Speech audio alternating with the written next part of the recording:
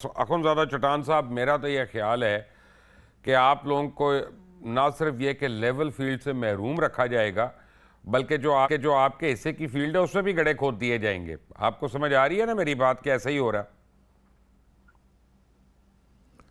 دیکھیے جی، ہم نے ہمیشہ یہ مطالبہ کیا ہے کہ الیکشن ہونا چاہیے اور الیکشن صاف اور شفاف وہ اب ہونا آپ کو چاہیے، الیکشن یاد کرا دیں گے۔ کیونکہ اگر الیکشن صاف اور شفاف نہیں ہوگا تو اس سے ملک کے مسائل حل نہیں ہو سکتے ہیں۔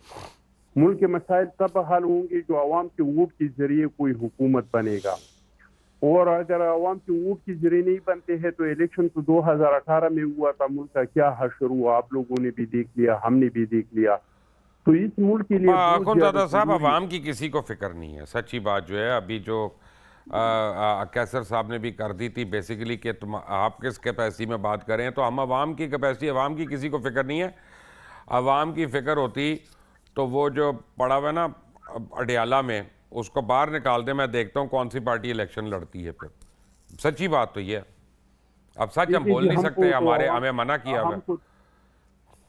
ہم کو تو عوام کا فکر بھی ہے، اور ہم اس چیز کی بھی مخالف ہے۔ ہم کہتے ہیں کہ نہ کسی کے ساتھ زیادتی ہونا چاہیے اور نہ کسی پہ نوازش ہونا چاہیے، اور اس کا زندہ ثبوت یہ ہے کہ 2008 سے لے کر 2013 تک ایک سیاسی قیدی نہیں تھا ہمارے دور میں۔ ہم نے کسی کے ساتھ انتقام نہیں کیا تھا۔ ہم تو سمجھتے ہیں کہ ہر ایک کے ساتھ انصاف ہونا چاہیے۔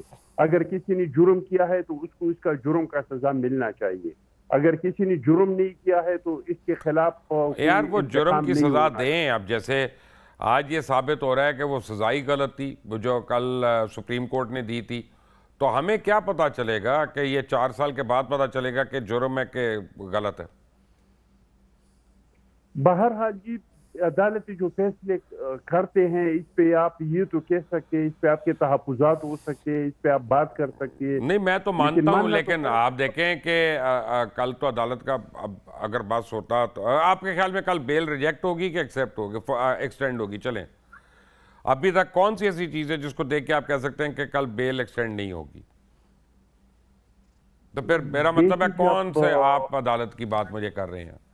سچ ہے نا یہ؟ اخونزادہ صاحب، اس سے زیادہ یہ سچ بالکل بولیں گے تو ہمیں دونوں کا احمد اویس کی نہیں، ضرورت پڑ جائے گی، اور ان کی آج کل سن نہیں رہی کوئی عدالت۔ آپ بالکل صحیح کہہ رہے ہیں، آپ بالکل صحیح کہہ رہے ہیں۔ اب ہمارے عدالتوں کے جو حالات ہو چکے، اور پچھلی دنوں میں یہ تھوڑے عرصہ پہلے سپریم کورٹ کا جو بینچ بنتا تھا، اس سے پہلے لوگ فیصلہ پہلے سناتے بتا تھے کہ دیتے بھائی تھے یہ فیصلہ کیا ہے۔ طرح کا بتاتے تھے کہ یہ فیصلہ کون سا آئے گا اور کیسا آئے گا، اور پھر وہی فیصلہ آ جاتا تھا۔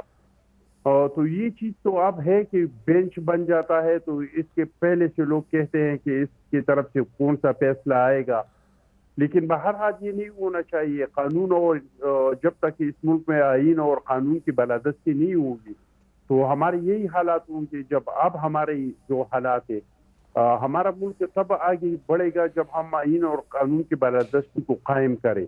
اس ملک میں احتساب ہو، جج کا بھی ہو، جرنیل کا بھی ہو، جرنلسٹ کا بھی نہیں نہیں ہو، نہیں، ہر آپ ایک کا احتساب نہیں احتساب۔ آپ کر رہے، میاں صاحب کا احتساب والا نعرہ بدل گیا۔